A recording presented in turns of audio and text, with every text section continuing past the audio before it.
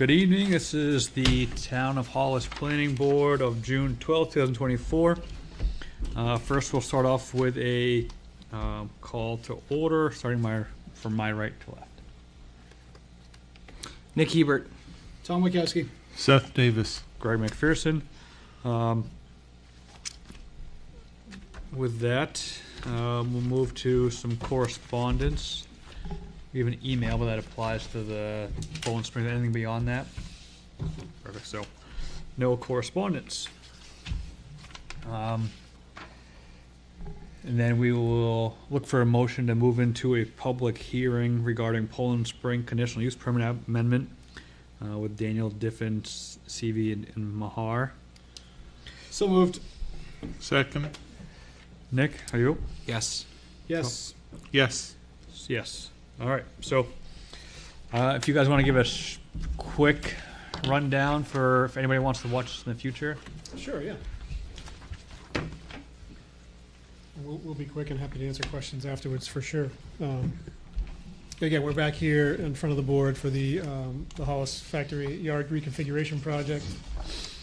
We'll run down through some of the presentation slides and let you all know sort of what has changed, which is very minor. But again, the intent of this project is to improve traffic movement around the yards, geared mostly around safety.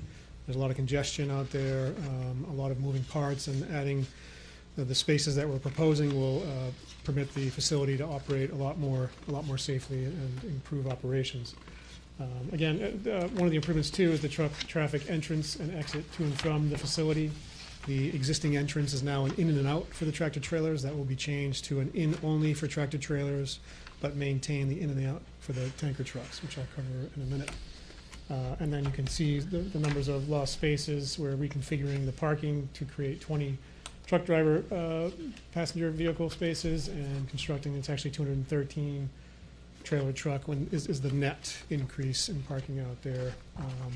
And the hope is that this additional storage area on site of trailers will decrease third-party carriers using outside of the factory businesses as long-term rest areas, that they'll have more space here to rest at the site and park in the long term. So jumping down, again, here's the overall site plan, which is a little bit difficult to read, but Killet Pond is to the bottom of the plan. And we'll zoom in just a minute too, so we can get a little bit more granular, but the in and the out is on the right side of the plan by what's called the existing detention pond. And there's some lane adjustments there on that side of the facility, and then back left, top left, is the additional parking spaces, which are being created off the existing trailer parking spaces, and then our dedicated exit lane coming out of that additional parking space area that will turn to promote and really force tractor trailer trucks to go right out most of the time. And so the exit over to the right side of the facility or north side of the facility, that will be an exit only for tanker trucks that operate on that side of the building. I don't know if you can jump down to the next. Yeah, thank you. Thanks for driving. So here is the plan for the entry realignment. You can see that we've taken the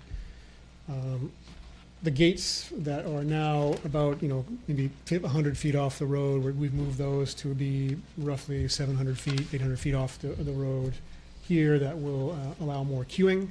There'll be 2 lanes in now instead of what's out there now that will access through that gate. That will be for tractor trailer access. And then they'll go to the back of the facility and operate and maneuver back there. The tanker truck will stay, you can see with the arrows that are sort of on the lower half of the plan. They'll stay entrance and exit and parking and operations all in that area.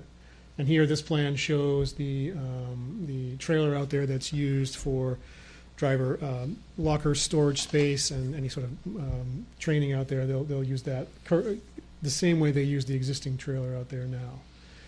And this plan does show the underground power, to that trailer. There will be no other utilities beyond that, and that matches the existing trailer use and operations. And the top left of the plan is where we're proposing to add pavement to gravel areas to better define parking in that portion of the parking lot.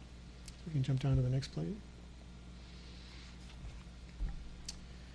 Overall, the project will use approximately 12 acres, result in about 8 acres of additional pervious area. There's no increase in employees or truck traffic anticipated as part of the project. This really is focused on safety and operations efficiency in the truck trailer storage area. No change in public utilities. Lighting will be provided consistent with what's out there now, and stormwater management will be controlled via a new gravel wetland added to the back of the facility. Additional regulatory permits. The DEP site location and development permit is still under review. We expect final approval on that somewhere near the end of July, early August. The inland fisheries and wildlife, natural areas, historic preservation, those have all been completed and included in the planning board packet. And then updated before the last meeting is the driveway entrance permit from the DOT. We got that back in late May. We did go through the fire chief review at the last meeting, but essentially he had a comment about the facility exit during road closure. If trucks did have to, in fact, go left out of the facility, what would they do? That tanker truck exit that we're leaving behind in the existing entrance exit area is large enough to accommodate tractor trailers out if there is some sort of emergency or road closure. So there's no possibility of those folks getting stuck. It will just be an operational item that the facility will have to deal with. And then the dry hydrant in the existing pond, it's not part of this project, but the folks from the facility have been in contact with the fire chief, and we'll continue those conversations if that is a concern of his. And the other minor piece, the concrete pad, or bituminous pad, actually in front of the hydrant on Killick Pond Road, that will be repaired as part of this project so that icing does not occur during the winter. And then through here, we added some lighting plans at the request of the board that shows lighting, and this is a little hard to see, but it's the additional parking area to the rear of the facility, and then down the photometrics that go down the page, that is the exit lane. So we have lighting shown all throughout there, and there's no boundaries at risk of being overlit, and the trees that will remain to the I guess planned south of the parking area that will help buffer any lighting from the road, so no concern there around lighting. We talked about the fleet office trailer. The existing trailer served with power and communications only, no water, no sewer, will be the same for proposed. I don't know if we can go to the next slide, please. And that's just a duplicate of the plan I showed you earlier that shows that power as part of our solution to the town. So I think that is a brief overview of the presentation. Happy to expand if questions do come up. Perfect. Does anybody here or on Zoom have any comments? Tom, do you want to read the email that we received regarding this? Yeah, one person. That is from Dan Y. Oh, perfect. Dan?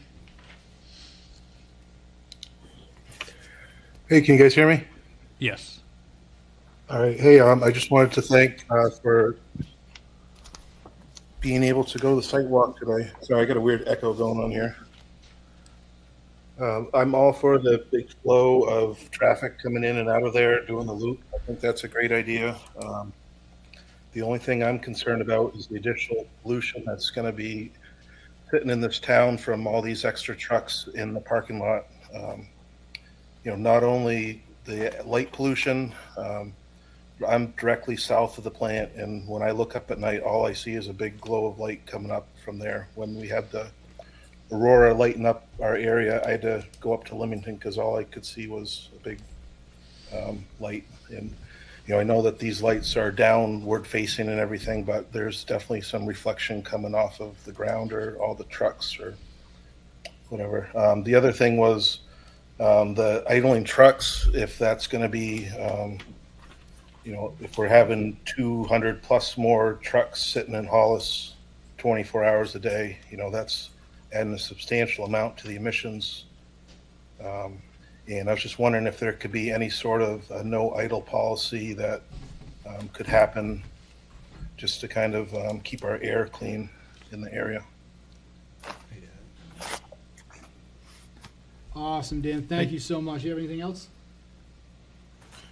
No, I don't think so. Oh, the other thing, a clarification was the big says construct 213 trailer parking spaces. But then you look at the print on the map and it's saying 246 space expansion, to the left of the plant, and then 43 trailer parking space addition to the right-hand corner. So is it 213 more spots or 289 more spots?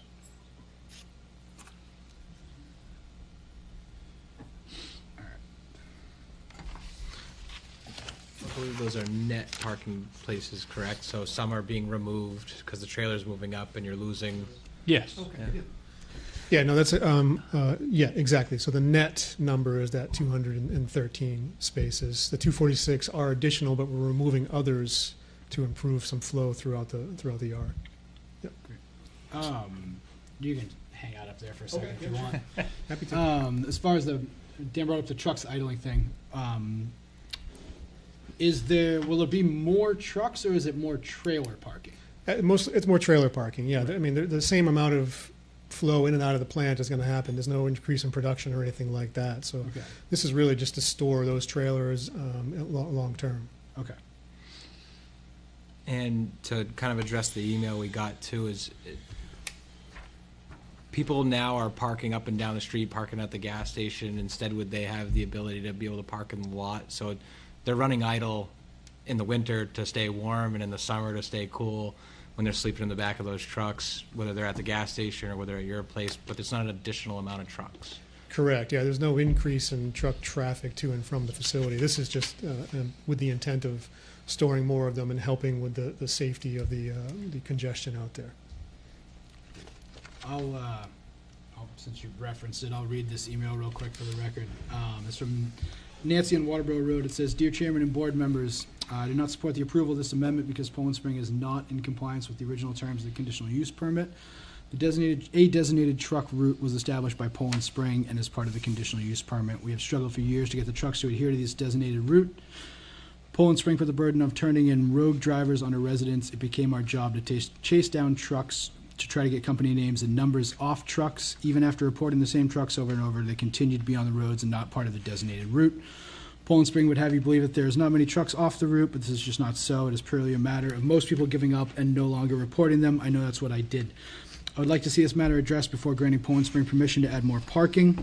I know a lot of money was put into the building up the road, a lot of money was put into building up Route 117 to support the wear and tear of the big trucks. Route 112 has had improvements, and Route 202 can also support truck traffic. I do not think it is unreasonable to ask Poland Spring to do a better job. As to the issues of the addition of more parking, will this lead to more truck traffic? Will there be more tankers and tractor trailers on the road? Thank you for the time, Nancy, Waterboro Road. You want to jump back up there real quick just to address both of those? Yeah, and like we just talked about, this is not to accommodate more truck traffic. This is to Great. just handle the existing truck traffic. All right.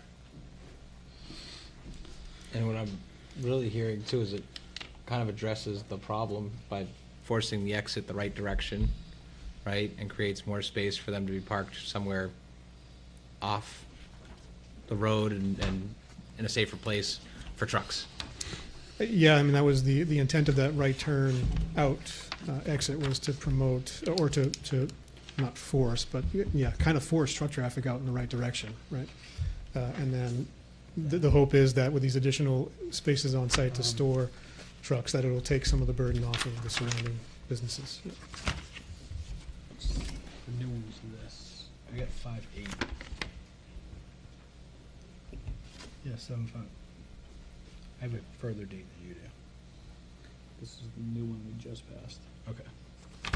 775. Is that the right one you have? Yeah, 7.75.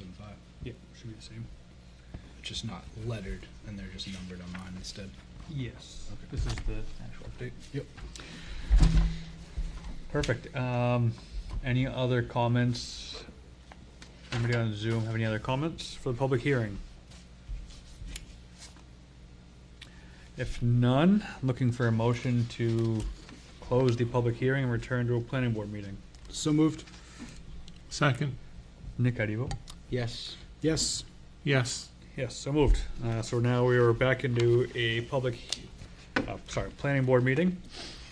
So last meeting, I believe we found the application complete with the caveat that you provide a utility plan for the trailer access building, which it's been revised that will not have water and sewer, so we can still move forward with that. The new plan just shows underground electric, which I think the previous one did as well. So Dan on Zoom brought up a good point about the lighting. Just to make sure you guys are aware of the lighting ordinance. It does seem like your plan does meet that, but just to read out loud to make sure we're all on the same page, that the last line does say that lighting shall be designed, installed, and maintained to prevent glare and light trespass beyond the property lines. So I'm assuming that the light poles that you'll be using will meet those standards. Yeah, we're gonna have full cutoff, downward-facing light poles. The only point where there might be lighting around a property line is at the exit lane, and at an intersection like that, we're required to light it, so Yep. the rest of the light won't reach any property lines. Perfect. We did have a site walk today, and there was two things that came up, and one was being the removal of the water and sewer distribution to that trailer, and then that there was about 8 queue spots before the entry gate, so trucks will no longer need to wait on the side of Killick Pond Road to get into the entrance. So those are the two main takeaways from this site walk today. All right. And I guess the next thing, if anybody have any other comments, None. concerns? No, I don't think so. All right. At this point, I think we'll go through the standards for approval. And then we'll go through them one by one. And at the end, we can rule on the application as a whole. Yep. All right. Angela, you good? Any? All right. Perfect. All right, so in the new zoning ordinance of Town of Hollis, so that was passed yesterday. This is section 7.7.5, standards for approval. We'll just go through these one by one. A, all performance standards in this ordinance applicable to the proposed use will be met. Any comments? Maybe we can have one comment for each one of these. I know it was kind of Paul's rule. Yeah, no, that's good. So I know the lighting, we just talked about that. You have the driveway opening permit, and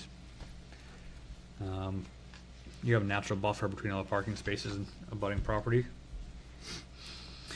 B, the use is consistent with the comprehensive plan. Public resources identified in the comprehensive plan or related study, including aquifers, shoreline areas, wildlife areas, and access thereto are protected. Yeah, it stays out of the wetlands in the back and the lake in the back. Yep. The use will not have an adverse impact on spawning grounds, fish, aquatic life, bird, or other wildlife habitat. There's no wetlands there that they're disturbing. Correct, and any water runoff will be run through a gravel wetland to be filtered, so that will hopefully keep water quality up. The use will conserve shore cover and visual as well as actual access to water bodies. There's no nearby water bodies on that side of the property. And they're maintaining a buffer with any existing water. E, access to the site from existing proposed roads is safe and adequate. The proposed use will not aggravate or cause undue traffic congestion. Sufficient parking and traffic circulation on the site of the development will avoid conflicts with adjoining properties and streets. Sounds like most of the project is solving a traffic or congestion issue now, so it feels like they're moving the correct direction. The exit lane is a right turn only, so hopefully keep trucks en route. You guys feel free to jump in if you have anything. The site design is in conformance with all flood hazard protection regulations and any proposed construction, excavation, or fill will not affect a water body's ability to store flood water. To abide by best standards and practices. That's part of your DEP permit. Adequate provision for the disposal of all wastewater and solid waste has been made. All sanitary and solid waste are treated in a manner approved by qualified professionals. together with agreement necessary for the transportation, disposal, and storage of hazardous materials. I don't think anything's changing on that. Correct. Only, They're not gonna have waste. there's no in the- additional right, wastewater right. or solid waste on the property from this expansion.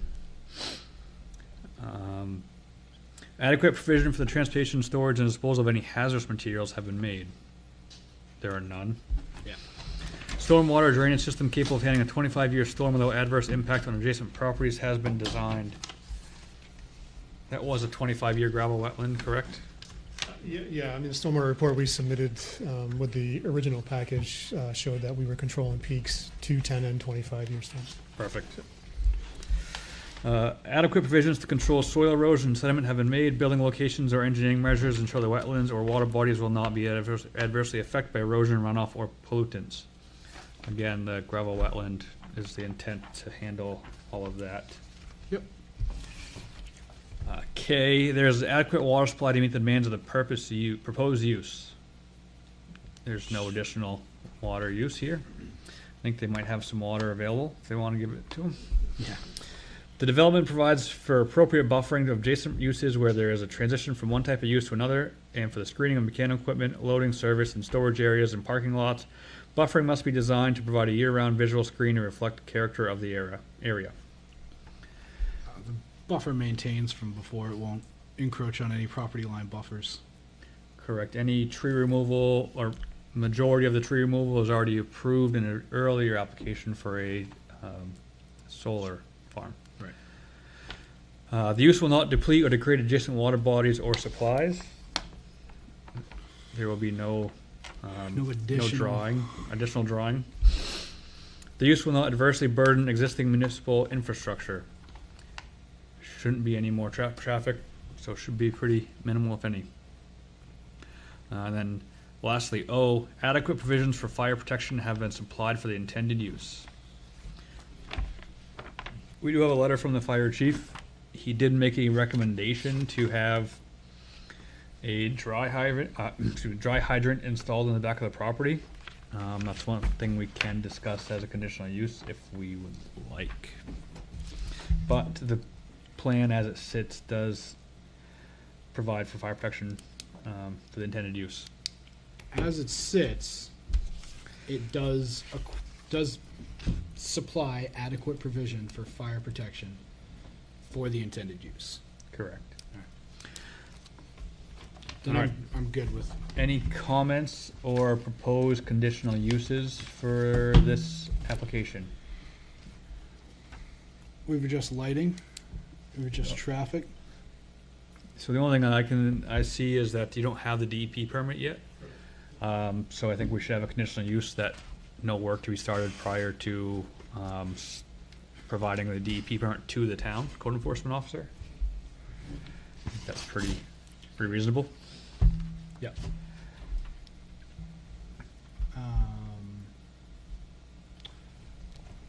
I don't have anything else. Anybody? No, Nope, sounds good to me. I'm good. Sounds like a big improvement. Do we need to vote on conditional use or conditions of approval You can vote on them individually, or you can vote on them as approval? yeah. Okay. So I guess at this point, we would look for a motion to approve the Poland Spring Conditional Use Permit Amendment, number 2201-4160. With So, you wanna make your own motion, or you'd like me to say it? no, so moved. Yeah, with the, I'd like to Yeah, with- addend it thank with you. the conditional use that, prior to the start of any work, all main DEP permits are issued to the town. There it is. So moved. All right. Looking for a second. second, Nick, how do you vote? Yes. Yes. yes. Yes, so moved. Hopefully that was easy. Apologize, this is my first one as chair. I usually can sit back a little more. All right.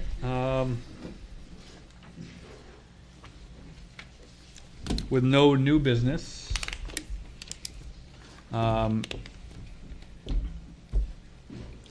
and our secretary was very busy this past week, and we haven't had any updates on any of the addenda items or the workshop items that we've been addressing.